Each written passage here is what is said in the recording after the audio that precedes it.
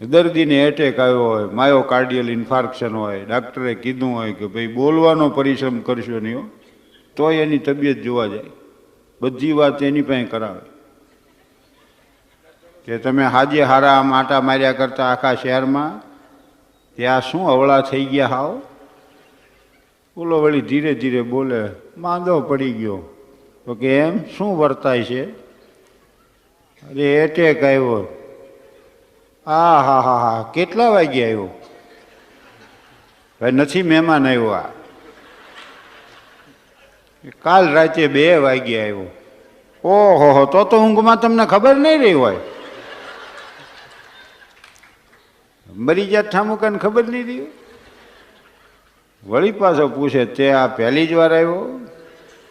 તો ઓલો કે ના ના, આ તો બીજો એટેક છે. તે હવે એક રહ્યો.